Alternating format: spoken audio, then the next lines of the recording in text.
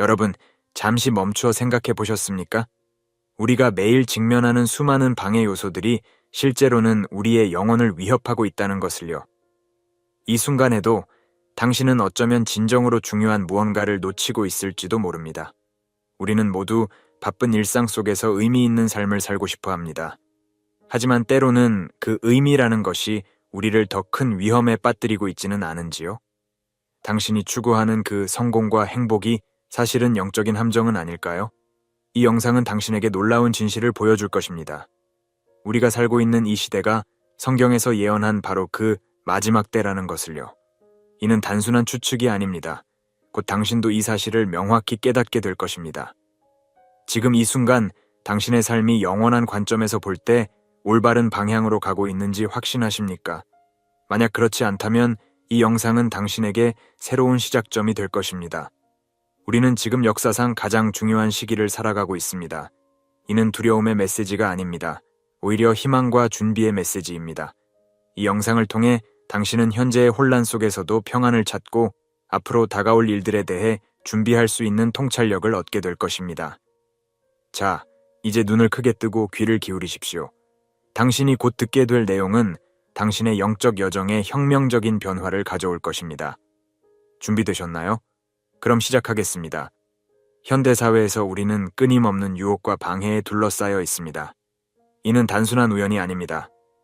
성경은 사탄을 이 세상의 신으로 묘사하고 있으며 그의 주요 전략 중 하나는 우리의 주의를 진정으로 중요한 것들로부터 멀어지게 하는 것입니다. 물질주의는 이러한 전략의 핵심입니다. 우리는 끊임없이 새로운 물건을 사도록 유혹받습니다. 최신 스마트폰, 최신 패션, 더 큰 집, 이런 것들이 우리에게 행복과 만족을 가져다 줄 것이라고 믿게 됩니다. 하지만 이는 영원한 가치와는 거리가 먼 일시적인 만족에 불과합니다. 엔터테인먼트 산업 역시 이 전략의 일부입니다. 끝없는 TV 프로그램, 영화, 비디오 게임들이 우리의 시간과 에너지를 소비합니다. 이들은 때로 유해한 가치관을 전파하며 우리의 도덕적 나침반을 흐리게 만듭니다. 우리는 이러한 콘텐츠에 몰입하느라 자신의 영적 상태를 돌아볼 시간을 갖지 못합니다. 소셜미디어는 현대인의 삶에서 가장 강력한 주의 분산 도구 중 하나입니다. 우리는 끊임없이 스크롤하며 타인의 삶을 들여다보고 좋아요와 댓글로 인정받기를 갈망합니다. 이 과정에서 우리는 실제 관계와 자아 성찰의 시간을 잃어갑니다. 소셜미디어는 우리를 현실에서 멀어지게 하고 영적인 성장을 방해합니다. 이러한 세속적 방해들은 결코 무해하지 않습니다. 이들은 교묘하게 설계되어 우리의 시선을 하늘에서 땅으로 돌립니다. 우리는 영원한 것들을 생각하는 대신 일시적인 것들에 집중하게 됩니다. 이는 마치 밝은 빛에 눈이 멀어 주변의 어둠을 보지 못하는 것과 같습니다. 그러나 희망은 있습니다. 우리가 이러한 방해 요소들을 인식하고 경계한다면 그것들의 영향력을 줄일 수 있습니다. 매일 조금씩 시간을 내어 명상하고 기도하며 성경을 읽는 것으로 시작해 보십시오. 점차 당신은 이 세상의 소음 속에서도 하나님의 음성을 더 선명히 들을 수 있게 될 것입니다. 세계는 끊임없이 우리의 주의를 요구하는 사건들로 가득 차 있습니다. 이러한 사건들 중 일부는 정말로 중요하지만 대부분은 우리의 영적 성장과는 무관한 것들입니다. 최근에 조니 뎁과 앰버 허드의 재판을 예로 들어보겠습니다. 이 사건은 전 세계적으로 10억 회 이상의 조회수를 기록했습니다. 이 재판은 우리에게 무엇을 가르쳐 주었을까요? 연예인들의 사생활, 법정 절차의 복잡성, 이런 정보들이 우리의 영적 성장에 어떤 도움이 될까요? 사실 이런 사건들은 우리의 주의를 진정으로 중요한 문제들로부터 멀어지게 합니다. 전쟁, 자연재해, 정치적 스캔들 등 세계의 크고 작은 사건들이 매일 뉴스를 통해 쏟아집니다. 이런 정보의 홍수 속에서 우리는 쉽게 압도되고 무력감을 느낍니다. 그 결과 우리는 자신의 영적 상태를 돌아볼 여유를 잃어버리게 됩니다. 더구나 이러한 사건들은 종종 우리의 감정을 자극합니다. 분노, 두려움, 동정심 등 강한 감정들이 우리를 사로잡습니다. 이런 감정적 소용돌이 속에서 우리는 영적인 평안을 잃어버리기 쉽습니다. 우리는 하나님의 계획과 섭리를 신뢰하기보다는 세상의 혼란에 휩쓸리게 됩니다. 그러나 이러한 사건들 속에서도 우리는 영적 교훈을 얻을 수 있습니다. 예를 들어 전쟁 소식은 우리에게 평화의 중요성과 하나님의 보호하심을 상기시킬 수 있습니다. 자연재해는 우리가 얼마나 연약한 존재인지, 그리고 창조주에 대한 우리의 의존성을 일깨워줄 수 있습니다. 따라서 우리는 세상의 사건들을 완전히 무시할 수는 없지만 그것들이 우리의 영적 초점을 흐리게 하도록 허용해서는 안 됩니다. 대신 우리는 이러한 사건들을 하나님의 관점에서 바라보는 법을 배워야 합니다. 매일 조금씩 시간을 내어 세상의 소식 대신 성경을 읽고 묵상하는 것으로 시작해 보십시오. 그렇게 함으로써 우리는 점차 영원한 관점에서 현재의 사건들을 바라볼 수 있게 될 것입니다. 예수님께서는 마지막 때에 대해 말씀하실 때 민족이 민족을, 나라가 나라를 대적하여 일어나겠고 마태복음 24:7라고 하셨습니다. 오늘날 우리는 이 예언이 눈앞에서 펼쳐지는 것을 목격하고 있습니다. 세계 곳곳에서 긴장이 고조되고 있으며 전쟁의 위협은 그 어느 때보다도 현실적으로 다가오고 있습니다. 이스라엘과 팔레스타인의 갈등은 수천 년간 지속되어 왔지만 최근 들어 그 강도가 더욱 심해지고 있습니다. 이 지역의 평화는 언제나 깨지기 쉬운 상태이며 작은 사건 하나가 전면전으로 이어질 수 있는 위험한 상황입니다. 성경은 마지막 때에 예루살렘이 모든 나라의 무거운 돌이 될 것이라고 예언하고 있으며 스가랴 12:3 우리는 지금 그 예언이 성취되는 것을 보고 있습니다. 러시아와 우크라이나의 전쟁은 21세기에 들어 가장 큰 규모의 지상전으로 유럽의 평화를 뿌리째 흔들어 놓았습니다. 이 전쟁은 단순한 지역 분쟁을 넘어서 전 세계적인 영향을 미치고 있습니다. 식량 위기, 에너지 가격 상승, 글로벌 경제 불안 등 그 파급 효과는 광범위합니다. 이는 한 지역의 전쟁이 어떻게 전 세계에 영향을 미칠 수 있는지를 보여주는 명확한 예시입니다. 중국과 대만의 긴장 관계 또한 주목해야 할 중요한 지점입니다. 중국의 대만에 대한 군사적 위협이 증가하고 있으며 이는 언제든 무력 충돌로 이어질 수 있는 위험성을 내포하고 있습니다. 이 갈등이 실제 전쟁으로 발전한다면 그 영향은 전 세계 경제와 정치 질서에 심각한 혼란을 초래할 것입니다. 이러한 세계적 긴장의 고조는 2025년을 중요한 전환점으로 만들고 있습니다. 많은 전문가들은 이 시기를 기점으로 세계 질서에 큰 변화가 일어날 것으로 예측하고 있습니다. 이는 단순한 정치적, 경제적 변화를 넘어서는 것으로 영적인 차원에서의 중대한 전환을 의미할 수 있습니다. 그러나 이러한 상황 속에서도 우리는 희망을 잃지 말아야 합니다. 오히려 이러한 사건들은 우리에게 깨어 있으라는 경고이자 하나님께 더욱 가까이 나아가라는 초대로 받아들여야 합니다.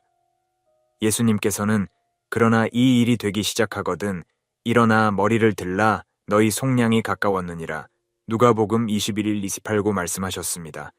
전쟁과 갈등의 증가는 단순히 정치적 문제만은 아닙니다. 이는 더 깊은 영적 현실을 반영하고 있습니다. 성경은 마지막 때에 대해 이야기하면서 제한자의 개념을 언급합니다. 이제 우리는 이 제한자의 역할과 그것이 제거될 때 일어날 일들에 대해 자세히 살펴보겠습니다.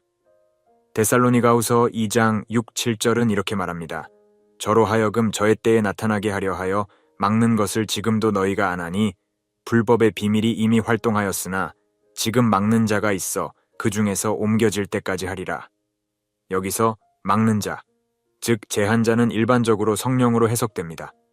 이 제한자의 역할은 세상에 만연한 악을 억제하는 것입니다. 그러나 성경은 마지막 때에 이 제한자가 서서히 물러나게 될 것이라고 말합니다. 이는 악이 더 자유롭게 활동할 수 있게 된다는 것을 의미합니다. 우리는 지금 그 과정이 진행되고 있음을 목격하고 있습니다. 세계 곳곳에서 우리는 폭력과 부패의 증가를 볼 수 있습니다. 한때 비정상적으로 여겨졌던 행동들이 이제는 일상이 되어가고 있습니다. 도덕적 기준은 계속해서 낮아지고 있으며 많은 사람들이 옳고 그름의 개념 자체를 상대적인 것으로 여기고 있습니다. 특히 주목할 만한 것은 영적인 무감각의 증가입니다. 많은 사람들이 영적인 진리에 대해 무관심해지거나 심지어 적대적이 되어가고 있습니다.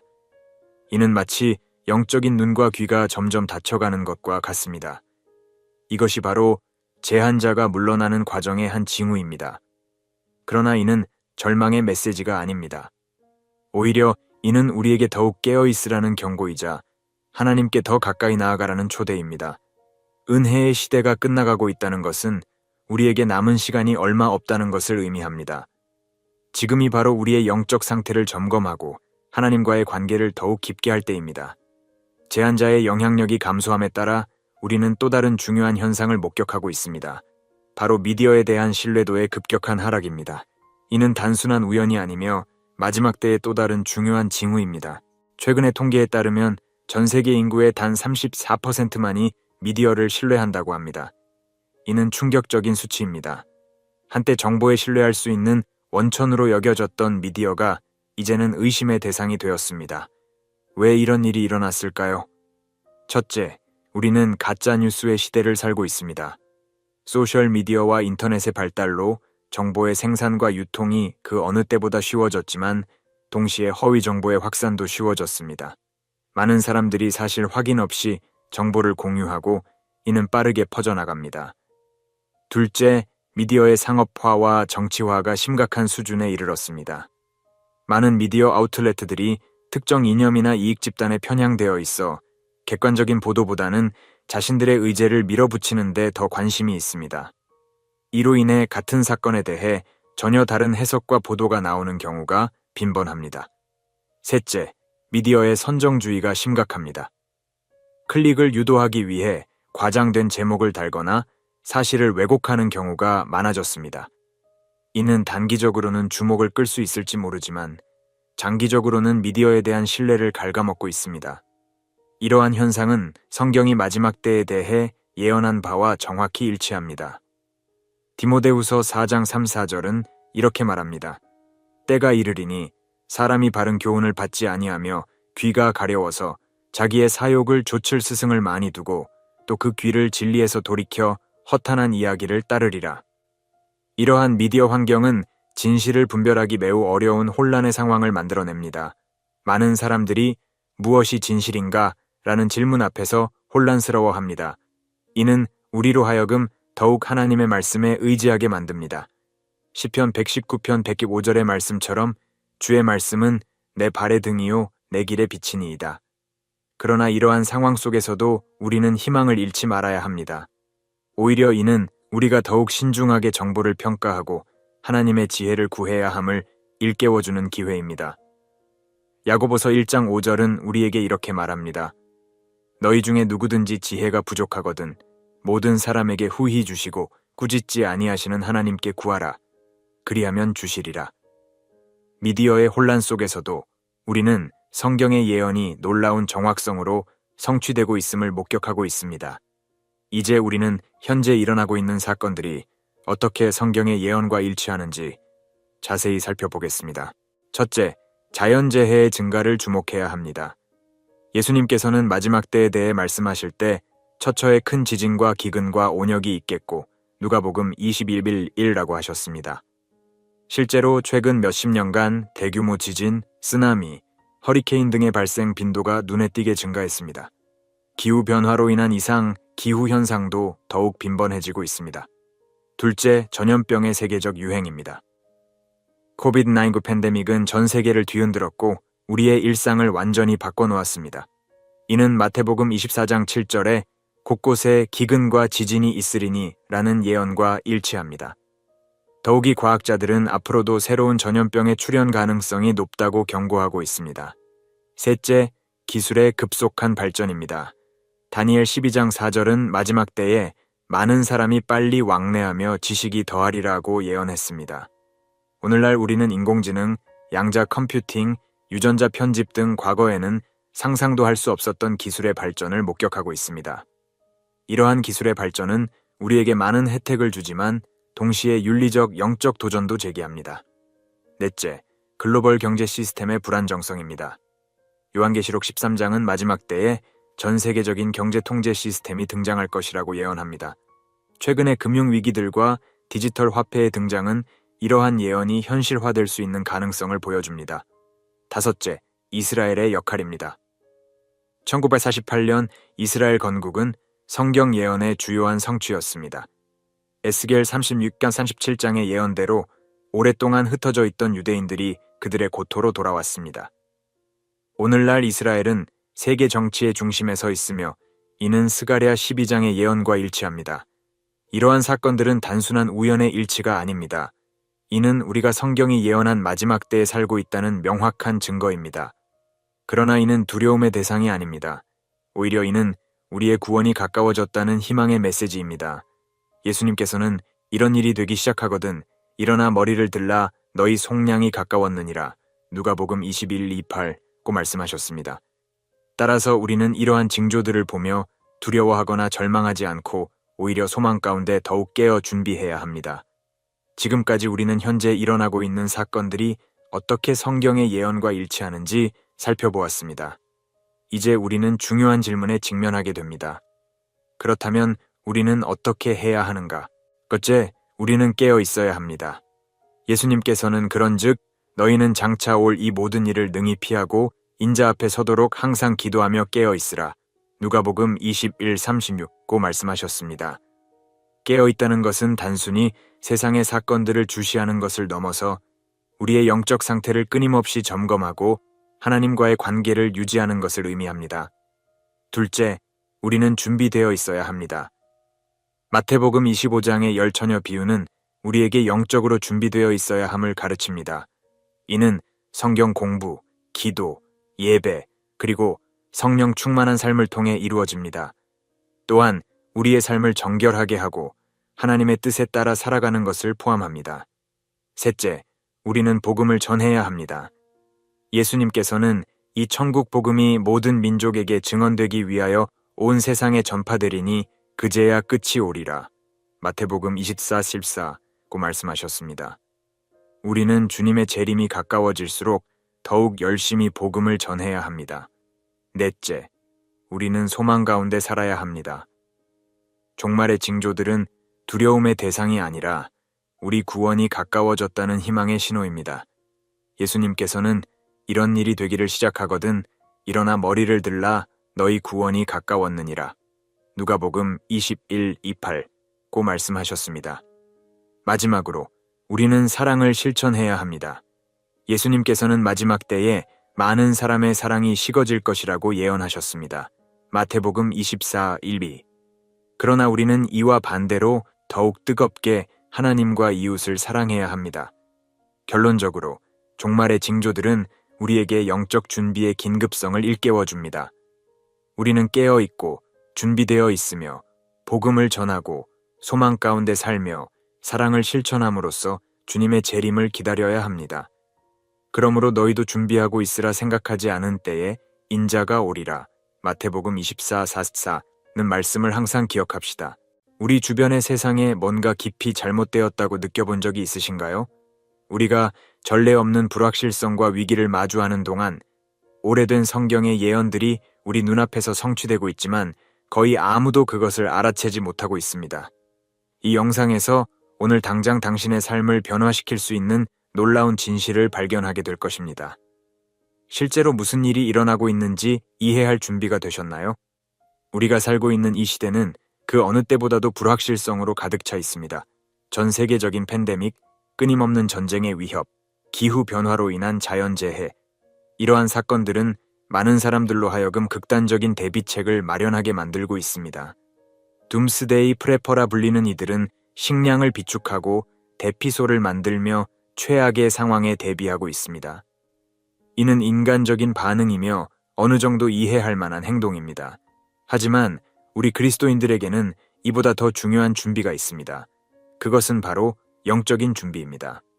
예수님께서는 마태복음 6장 33절에서 이렇게 말씀하셨습니다. 그러므로 너희는 먼저 그의 나라와 그의 의를 구하라 그리하면 이 모든 것을 너희에게 더하시리라. 이 말씀은 우리에게 무엇을 의미할까요? 그것은 바로 우리의 궁극적인 안전과 평안이 물질적인 준비가 아닌 하나님과의 관계에 있다는 것입니다. 종말에 대한 성경의 예언들은 우리를 두렵게 하기 위한 것이 아닙니다. 오히려 그것은 우리로 하여금 깨어있게 하고 하나님께 더욱 가까이 나아가게 하기 위한 것입니다. 예수님께서는 마태복음 24장 42절에서 그러므로 깨어있으라 어느 날에 너희 주가 임할는지 너희가 알지 못함이니라 라고 말씀하셨습니다. 이는 단순히 종말의 날짜를 예측하라는 뜻이 아닙니다. 오히려 우리의 삶을 항상 점검하고 하나님의 뜻에 따라 살아가라는 의미입니다. 그렇다면 우리는 어떻게 영적으로 준비할 수 있을까요?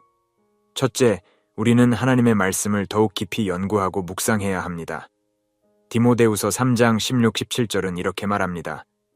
모든 성경은 하나님의 감동으로 된 것으로 교훈과 책망과 바르게 함과 의로 교육하기에 유익하니 이는 하나님의 사람으로 온전하게 하며 모든 선한 일을 행할 능력을 갖추게 하려 함이라.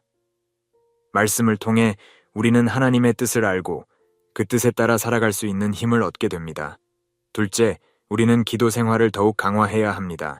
데살로니가전서 5장 17절은 쉬지 말고 기도하라고 말합니다. 기도는 우리와 하나님 사이의 직접적인 소통 채널입니다. 기도를 통해 우리는 하나님의 음성을 듣고 그분의 인도하심을 받을 수 있습니다. 특히 혼란스러운 시기일수록 우리는 더욱 간절히 기도해야 합니다. 마지막으로 우리는 믿음의 공동체 안에서 서로를 격려하고 지지해야 합니다. 히브리서 10장 24, 25절은 이렇게 말합니다. 서로 돌아보아 사랑과 선행을 격려하며 모이기를 패하는 어떤 사람들의 습관과 같이 하지 말고 오직 권하여 그날이 가까움을 볼수록 더욱 그리하자. 우리는 혼자가 아닙니다.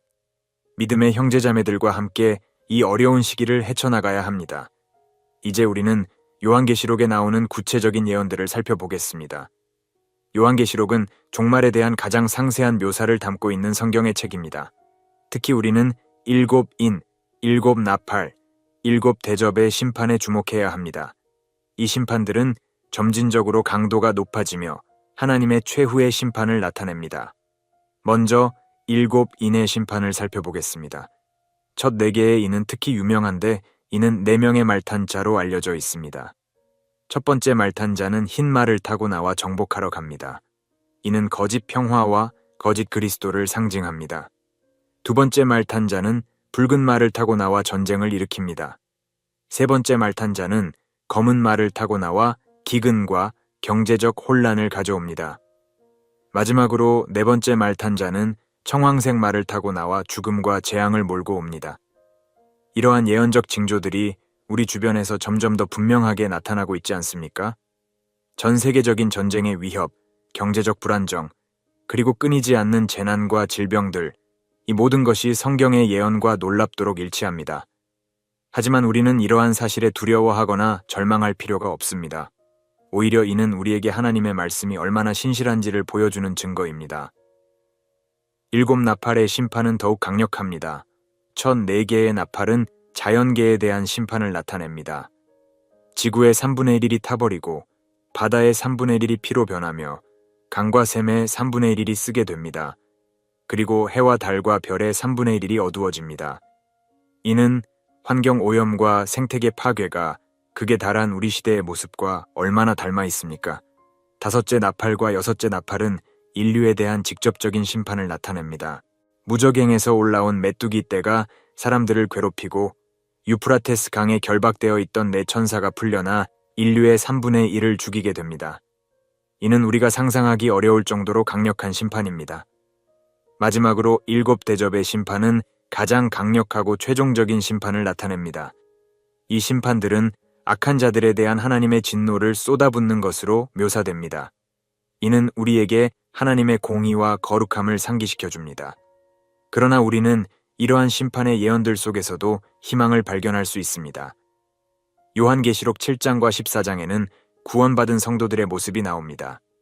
그들은 하나님의 보호하심 가운데 있으며 궁극적으로 승리를 얻게 됩니다. 이는 우리에게 큰 위로와 격려가 됩니다. 우리가 살고 있는 이 시대는 그 어느 때보다도 불안정하고 혼란스럽습니다. 최근 몇 년간 우리는 전례 없는 글로벌 위기를 경험했습니다. 코로나19 팬데믹은 전 세계를 공포와 혼란에 빠뜨렸습니다. 수많은 생명이 희생되었고 경제는 큰 타격을 입었으며 우리의 일상생활은 완전히 바뀌었습니다. 이는 마치 요한계시록에 나오는 재앙을 연상케 합니다. 그뿐만 아니라 우리는 끊임없는 전쟁의 위협 속에 살고 있습니다. 러시아 우크라이나 전쟁은 21세기에도 여전히 전면전이 가능하다는 것을 보여주었습니다. 이는 요한계시록 6장 4절에 또 다른 붉은 말이 나오더라. 그 탄 자가 허락을 받아 땅에서 화평을 제하여 버리며 서로 죽이게 하고 또 큰 칼을 받았더라. 는 말씀을 떠올리게 합니다. 기후변화로 인한 자연재해도 점점 더 심각해지고 있습니다. 극심한 가뭄, 대규모 산불, 강력한 허리케인 등이 전 세계 곳곳에서 발생하고 있습니다. 이는 요한계시록 8장에 나오는 자연계에 대한 심판을 연상케 합니다. 첫째 천사가 나팔을 부는데 피 섞인 우박과 불이 나와서 땅에 쏟아짐에 땅의 3분의 1이 타버렸고 수목의 3분의 1도 타버렸으며 각종 푸른 풀도 타버렸더라. 개 8:7. 이러한 상황 속에서 많은 사람들이 극단적인 대비책을 마련하고 있습니다. 일부는 식량과 생필품을 대량으로 비축하고 지하 벙커를 건설하며 생존 기술을 배우고 있습니다. 이는 인간적인 반응이며 어느 정도 이해할 만합니다. 그러나 우리 그리스도인들은 이러한 세상의 방식을 그대로 따라가서는 안 됩니다. 예수님께서는 마태복음 6장 25-26절에서 이렇게 말씀하셨습니다. 그러므로 내가 너희에게 이르노니 목숨을 위하여 무엇을 먹을까? 무엇을 마실까? 몸을 위하여 무엇을 입을까? 염려하지 말라. 목숨이 음식보다 중하지 아니하며 몸이 의복보다 중하지 아니하냐. 공중의 새를 보라. 심지도 않고 거두지도 않고 창고에 모아들이지도 아니하되 너희 천부께서 기르시나니 너희는 이것들보다 귀하지 아니하냐. 이 말씀은 우리에게 하나님의 돌보심을 신뢰하라고 가르칩니다. 우리의 궁극적인 안전과 평안은 물질적인 준비나 인간의 지혜에 있지 않습니다. 오직 하나님 안에 있습니다. 그러므로 우리는 이 혼란스러운 시기에 더욱 하나님을 의지하고 그분의 말씀에 귀 기울여야 합니다. 이것이 바로 진정한 생존 기술입니다. 이제 우리는 요한계시록의 더 구체적인 예언들을 살펴보겠습니다. 이 예언들은 우리가 직면할 수 있는 도전들을 보여주지만 동시에 우리에게 희망과 위로를 제공합니다. 요한계시록은 마지막 때에 일어날 놀라운 사건들을 상세히 묘사하고 있습니다. 이 예언들은 때로 우리를 두렵게 할 수 있지만 동시에 하나님의 주권과 최종적인 승리를 보여줍니다. 이제 우리는 몇 가지 주요 예언들을 자세히 살펴보겠습니다. 첫째, 요한계시록 13장에는 짐승의 출현에 대한 예언이 나옵니다. 이 짐승은 정치적, 경제적 권력을 가지고 전 세계를 통제하려 할 것입니다. 그가 모든 자 곧 작은 자나 큰 자나 부자나 가난한 자나 자유인이나 종들로 그 오른손에나 이마에 표를 받게 하고 누구든지 이 표를 가진 자 외에는 매매를 못하게 하니 이 표는 곧 짐승의 이름이나 그 이름의 수라. 개 13, 1뮤 17. 이 예언은 오늘날 우리가 목격하고 있는 전 세계적인 감시체계와 디지털 통제 시스템을 떠올리게 합니다. 기술의 발전으로 인해 개인의 모든 행동과 거래를 추적하고 통제하는 것이 가능해졌습니다. 이는 우리에게 경각심을 주지만 동시에 우리의 신앙을 더욱 굳건히 해야 할 이유를 제공합니다. 둘째, 요한계시록 16장에는 아마겟돈 전쟁에 대한 예언이 나옵니다. 또 내가 봄의 개구리 같은 새 더러운 영이 용의 입과 짐승의 입과 거짓 선지자의 입에서 나오니 그들은 귀신의 영이라 이적을 행하여 온 천하 왕들에게 가서 하나님 곧 전능하신 이의 큰 날에 있을 전쟁을 위하여 그들을 모으더라. 개 16길 34. 이 예언은 마지막 때에 있을 최후의 영적 전쟁을 나타냅니다. 이는 단순히 물리적인 전쟁이 아니라 선과 악, 하나님과 사탄 사이의 최종적인 대결을 의미합니다. 우리는 이 전쟁에서 하나님 편에 서야 합니다. 셋째, 요한계시록 20장에는 천년 왕국과 최후의 심판에 대한 예언이 나옵니다. 이는 하나님의 최종적인 승리와 정의의 실현을 보여줍니다. 또 내가 크고 흰 보좌와 그 위에 앉으신 이를 보니 땅과 하늘이 그 앞에서 피하여 간데 없더라. 개 21일. 이 예언들은 우리에게 두 가지 중요한 메시지를 전합니다. 첫째, 우리는 깨어 있어야 합니다. 예수님께서 말씀하신 것처럼 우리는 그 날과 그 때를 알지 못합니다. 따라서 항상 준비되어 있어야 합니다. 둘째, 우리는 소망을 가져야 합니다. 비록 어려운 시기가 올지라도 최종적인 승리는 하나님께 있습니다. 이제 우리는 이러한 예언들이 우리의 현실에 어떻게 적용되고 있는지 살펴보겠습니다. 특히 하나님의 심판이 어떻게 지구에 영향을 미치고 있는지 주목해 보겠습니다. 요한계시록은 하나님의 심판이 지구에 미칠 영향을 매우 구체적으로 묘사하고 있습니다. 특히 주목할 만한 것은 지구의 3분의 1이 파괴될 것이라는 예언입니다. 이는 단순히 상징적인 표현이 아니라 실제로 일어날 수 있는 사건들을 나타냅니다.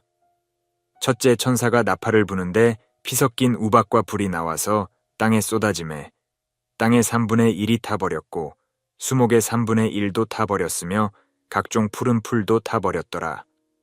개 87. 이 구절은 대규모 산불이나 운석 충돌과 같은 재앙을 떠올리게 합니다. 실제로 최근 몇 년간 우리는 전례 없는 규모의 산불을 목격했습니다. 호주, 아마존, 캘리포니아 등지에서 발생한 대형 산불은 광활한 지역을 황폐화시켰습니다. 둘째, 천사가 나팔을 부는데 마치 불붙는 큰 산과 같은 것이 바다에 던져지매 바다의 3분의 1이 피가 되고 바다 가운데 생명 가진 피조물들의 3분의 1이 죽고 배들의 3분의 1이 깨어지더라. 개 889.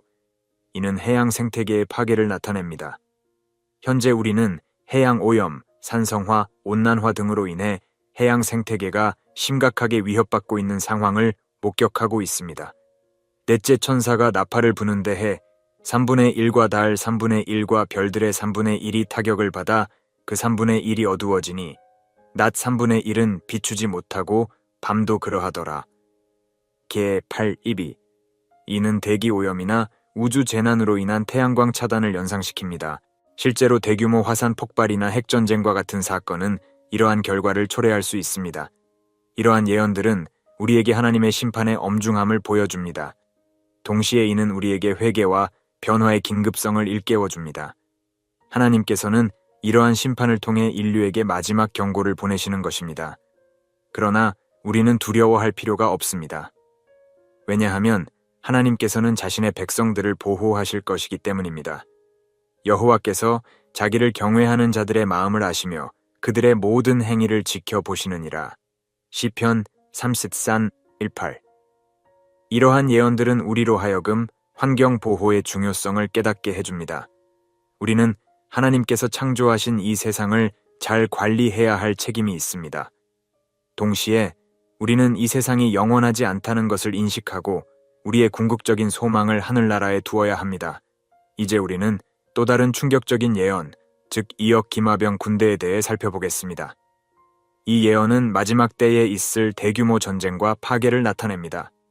요한계시록 9장에는 매우 충격적인 예언이 나옵니다. 바로 2억 명의 기마병 군대에 대한 것입니다. 이와 같은 모양으로 내가 이상한 가운데 그 말들과 그 위에 탄 자들을 보니 이 세 재앙 곧 자기 입에서 나오는 불과 연기와 유황으로 말미암아 사람 3분의 1이 죽임을 당하니라. 개 9:17-18. 이 예언은 너무나 거대한 규모의 파괴와 죽음을 예고합니다. 2억이라는 숫자는 당시로서는 상상조차 할 수 없는 규모였습니다. 그러나 오늘날 전 세계 군사력을 고려하면 이는 충분히 가능한 숫자입니다. 이 예언은 여러 가지로 해석될 수 있습니다. 일부 학자들은 이를 문자 그대로의 군대로 해석하며 중국이나 아시아 연합군을 지칭하는 것으로 봅니다. 다른 이들은 이를 상징적으로 해석하여 강력한 무기 시스템이나 대량 살상 무기를 나타내는 것으로 봅니다. 어떤 해석을 따르든 이 예언의 핵심은 마지막 때에 있을 엄청난 규모의 전쟁과 파괴입니다. 이는 인류 역사상 가장 큰 전쟁이 될 것입니다. 입에서 나오는 불과 연기와 유황은 현대의 화학무기나 핵무기를 연상시킵니다. 그러나 이 예언의 목적은 우리를 절망에 빠뜨리는 것이 아닙니다. 오히려 이는 우리로 하여금 깨어있게 하고 하나님께 더욱 가까이 나아가게 하기 위한 것입니다. 예수님께서 말씀하셨듯이 그러므로 너희도 준비하고 있으라 생각하지 않은 때에 인자가 오리라. 마태복음 24:43. 이 예언은 또한 우리에게 복음 전파의 긴급성을 일깨워줍니다. 아직 구원받지 못한 많은 사람들이 있습니다. 우리는 이 마지막 때에 더욱 열심히 복음을 전해야 합니다. 왜냐하면 이 천국 복음이 모든 민족에게 증언되기 위하여 온 세상에 전파되리니 그제야 끝이 오리라. 마태복음 24:4. 고 예수님께서 말씀하셨기 때문입니다. 이제 우리는 이러한 예언들을 알고 있는 자로서 어떻게 준비해야 할지 살펴보겠습니다. 마지막 날을 위한 영적 준비는 우리 모두에게 가장 중요한 과제입니다. 사랑하는 형제자매 여러분, 이제는 우리가 깨어 일어나야 할 때입니다. 성경의 예언들이 현실이 되고 있는 이 시기에 우리는 두려워하기보다 하나님께 더욱 가까이 나아가야 합니다. 우리의 영혼을 준비하고 믿음을 굳건히 하며 사랑과 선행으로 세상의 빛과 소금이 됩시다. 주님께서 약속하신 대로 우리와 함께 하시며 끝까지 지켜주실 것입니다. 이제 결단하고 일어나십시오. 하나님의 은혜와 평강이 여러분 모두와 함께 하시기를 기도합니다. 당신은 주변 세상이 그 어느 때보다 빠르게 변하고 있다고 느낀 적이 있습니까? 미래에 대한 불확실성과 불안은 우리 중 많은 이들에게 지속적인 동반자가 되어 왔습니다. 만약 이 혼란스러운 시대를 밝힐 수 있는 예언의 지도가 있다면 어떨까요? 2025년이 문턱에 다가오고 있습니다. 그리고 수천 년 전에 예언된 사건들이 우리 눈앞에서 펼쳐지고 있습니다. 믿으세요. 우리는 인류 역사의 흐름을 재정의할 수 있는 순간을 살고 있습니다. 하지만 제가 만약 그 징후들이 단지 헤드라인에만 있는 것이 아니라 많은 사람들이 무시하고 있는 미묘한 디테일에도 있다고 말씀드리면 어떨까요? 이 영상에서 우리는 지금 바로 알아야 할 4가지 중요한 예언적 트렌드를 공개할 것입니다. 이 사건들이 어떻게 당신의 삶과 우리의 공동 미래에 직접적인 영향을 미칠 수 있는지 알아볼 준비가 되셨습니까? 고대의 예언이 현실로 다가오고 있습니다. 예루살렘 3000년의 역사를 품은 이 도시가 다시 한번 세계의 중심에 서려 하고 있습니다. 제3성전, 이는 단순한 건물이 아닌 예언의 열쇠입니다. 이스라엘 성전연구소의 최근 발표는 충격적입니다. 이미 60개 이상의 성전 기구가 준비되어 있다고 합니다. 이는 마치 결혼식 날짜도 정해지지 않은 상태에서 웨딩드레스를 맞추는 것과 같습니다. 그들의 준비성은 놀랍고도 두렵습니다. 다니엘서 9장 27절은 이렇게 말합니다. 그가 장차 오는 만왕의 왕과 더불어 한 이래 동안의 언약을 맺을 것이며 그가 그 일의 절반의 제사를 금지할 것이다. 이 구절은 성전이 재건될 것을 암시하고 있습니다. 그리고 지금 그 예언이 눈앞에서 현실화되고 있는 것입니다. 이 성전의 재건은 단순히 종교적 사건이 아닙니다. 이는 세계 정세의 대변혁을 알리는 신호탄이 될 것입니다. 중동의 정세, 세계 종교의 판도, 심지어 경제 흐름까지 모든 것이 이 한 건물을 중심으로 요동칠 수 있습니다. 당신은 이 모든 일이 멀리 있는 이야기라고 생각하시나요? 하지만 생각해 보세요. 예루살렘에서 일어나는 일이 어떻게 당신의 삶에 영향을 미칠 수 있을지. 세계가 연결된 지금 그 영향은 생각보다 훨씬 더 직접적일 수 있습니다. 성전의 재건이 물리적 세계의 변화를 상징한다면 이제 우리의 시선을 디지털 세계로 돌려봅시다. 그곳에서 또 다른 예언의 징후가 우리를 기다리고 있습니다. 당신의 스마트폰을 한번 살펴보세요. 그 작은 기기 안에 당신의 모든 정보가 담겨 있지 않나요? 위치, 건강 정보, 금융 거래까지. 이제 기술은 우리 피부 속으로 들어오려 합니다. 생체 인식 칩, 신경 인터페이스. 이것들이 단순한 공상과학이 아닌 현실이 되어가고 있습니다. 요한계시록 13장 16고 17절의 말씀을 기억하십니까? 그가 모든 자, 곧 작은 자나 큰 자나 부자나 가난한 자나 자유인이나 종들로 그 오른손에나 이마에 표를 받게 하고 누구든지 이 표를 가진 자 외에는 매매를 못하게 하니 이 구절이 지금 우리가 경험하고 있는 기술혁명과 얼마나 닮아 있는지 주목해 보세요. 2025년 세계 경제거래의 3분의 1이 디지털 화폐로 이루어질 것이라는 전망이 있습니다. 현금 없는 사회, 모든 거래가 추적되고 기록되는 세상. 이는 편리함의 이면에 숨겨진 통제의 그림자일 수 있습니다. 당신의 모든 행동, 구매, 이동이 누군가에 의해 감시되고 있다고 상상해 보세요. 두렵지 않으신가요? 하지만 이것이 단순히 두려워할 일만은 아닙니다. 이는 우리에게 주어진 영적 시험이기도 합니다. 우리는 이 시대를 어떻게 살아갈 것인가? 기술의 편리함과 영적 자유 사이에서 우리는 어떤 선택을 해야 할까요? 이는 단순한 기술의 문제가 아닌 우리의 영혼을 지키는 문제입니다. 당신이 다음에 스마트폰을 사용하거나 디지털 결제를 할 때 잠시 멈추고 생각해 보세요. 이 행동이 단순한 일상인지 아니면 예언의 한 조각을 완성해 가고 있는 것인지. 기술의 발전이 우리의 외적 세계를 바꾸고 있다면 내면의 세계는 어떨까요? 그 중심에는 끝없는 물질에 대한 갈망이 자리 잡고 있습니다.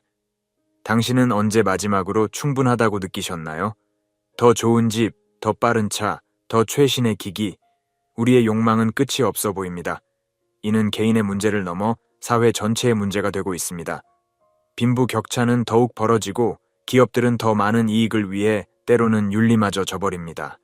디모데후서 3장 1, 5절은 이런 시대를 정확히 예언하고 있습니다. 너는 이것을 알라 말세에 고통하는 때가 이르러 사람들이 자기를 사랑하며 돈을 사랑하며.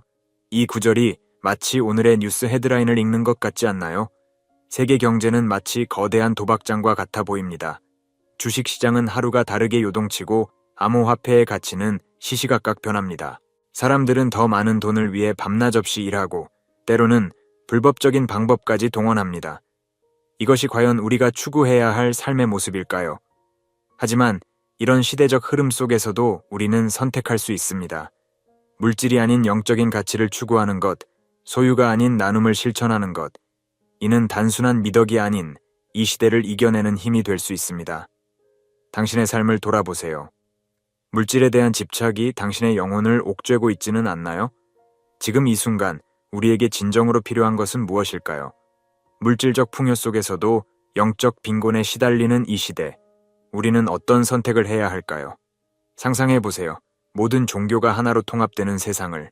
얼핏 들으면 평화롭고 이상적으로 들릴 수 있습니다. 하지만 이것이 과연 진정한 평화일까요? 아니면 예언된 위험의 전조일까요? 최근 아부다비에 세워진 아브라함 가족의 집은 이러한 움직임의 대표적인 예시입니다.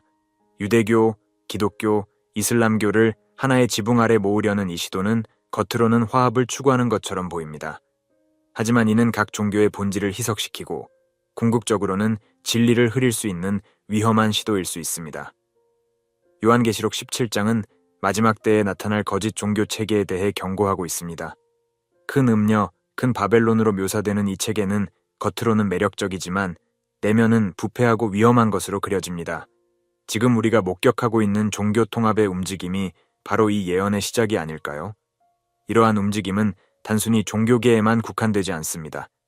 정치, 경제, 문화 모든 영역에서 하나의 세계를 추구하는 경향이 강해지고 있습니다. 글로벌 거버넌스, 세계 정부 등의 개념이 점점 더 현실화되고 있는 것입니다. 이것이 과연 인류의 발전일까요? 아니면 예언된 위험의 징후일까요? 우리는 이 시대를 어떻게 살아가야 할까요? 다양성을 존중하면서도 진리를 지키는 것, 열린 마음을 가지면서도 영적 분별력을 잃지 않는 것. 이것이 바로 우리에게 주어진 과제입니다. 당신은 이 도전에 어떻게 응답하시겠습니까? 종교의 통합이 영적 세계를 재편하려 한다면 경제 영역에서는 또 다른 혁명이 일어나고 있습니다. 이는 우리의 일상을 근본적으로 바꿀 수 있는 변화입니다. 여러분, 지갑을 한번 열어보세요. 현금이 얼마나 있나요? 아마 대부분의 사람들은 거의 없을 겁니다. 우리는 이미 디지털 경제 시대를 살고 있습니다. 하지만 이것은 시작에 불과합니다. 2025년까지 전 세계 거래의 3분의 1이 디지털 화폐로 이루어질 것이라는 전망이 있습니다. 이는 단순한 기술의 진보가 아닙니다. 이는 성경이 예언한 경제 시스템의 전조일 수 있습니다. 요한계시록 13장 17절을 다시 한번 살펴봅시다. 누구든지 이 표를 가진 자 외에는 매매를 못하게 하니, 이 구절이 디지털 화폐 시대를 예견한 것은 아닐까요? 모든 거래가 추적되고 통제되는 세상, 그것이 바로 우리 앞에 놓여 있습니다. 중앙은행 디지털 화폐 CBDC의 도입은 이러한 변화를 더욱 가속화할 것입니다. 정부가 직접 통제하는 디지털 화폐는 개인의 모든 경제 활동을 추적하고 제어할 수 있게 만듭니다. 이는 편리함을 제공하는 동시에 전례 없는 수준의 감시와 통제를 가능하게 합니다. 그렇다면 우리는 이런 변화 앞에서 어떻게 대응해야 할까요? 기술의 편리함을 누리되 동시에 우리의 자유와 프라이버시를 지키는 균형을 찾아야 합니다. 이는 단순한 경제적 선택이 아닌 우리의 영적 자유와 직결된 문제입니다. 디지털 세계가 우리의 경제를 재편하고 있다면 물리적 세계에서는 3000년의 역사를 가진 예언이 현실화되고 있습니다.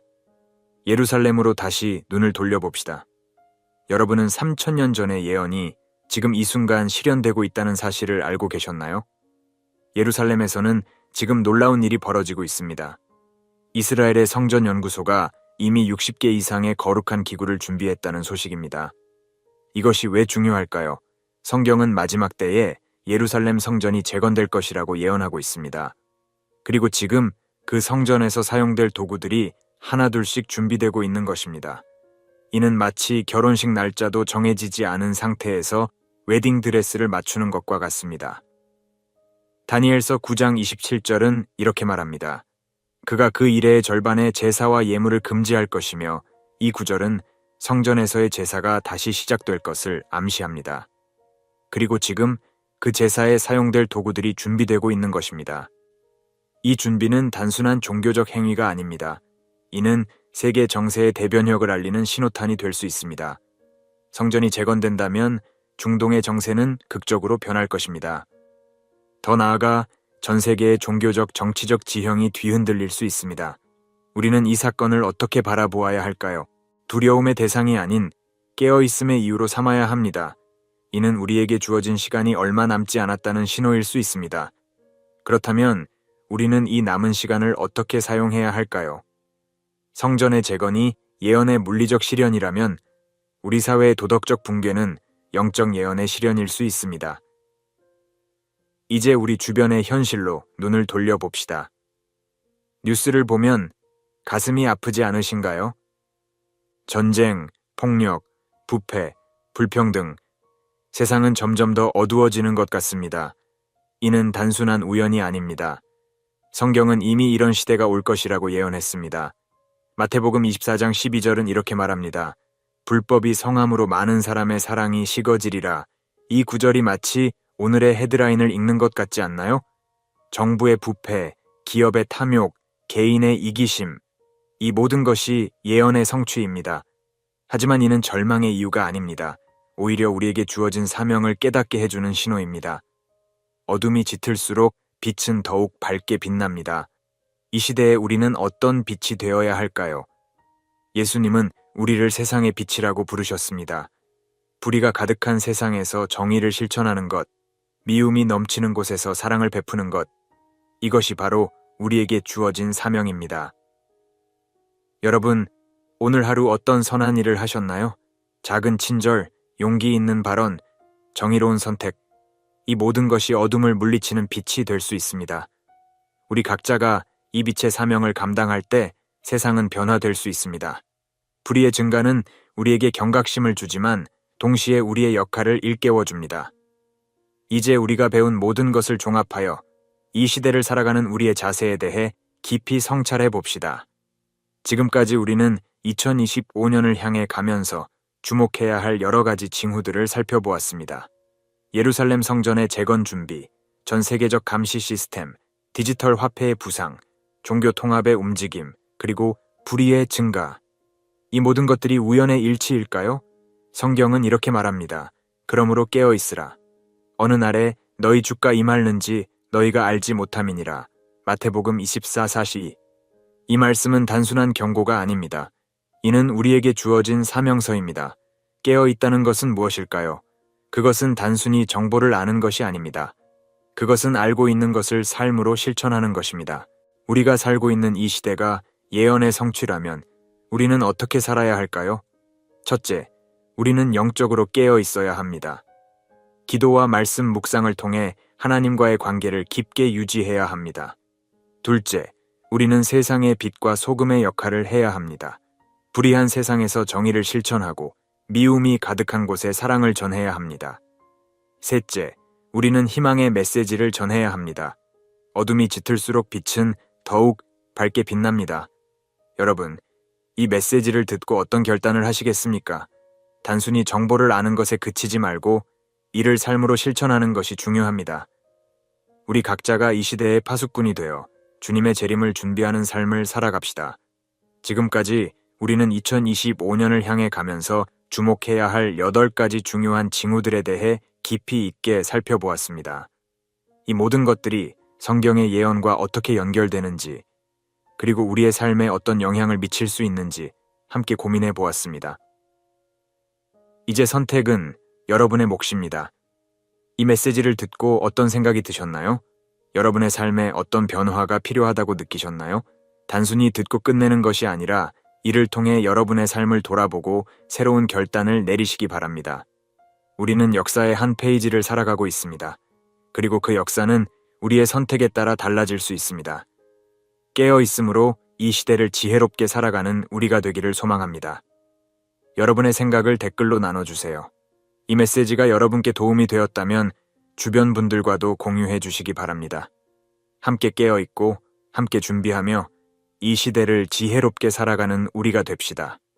예언은 두려움의 대상이 아닌 깨어 있음의 이유입니다. 이 빛을 따라 함께 나아갑시다. 우리는 역사의 주역입니다.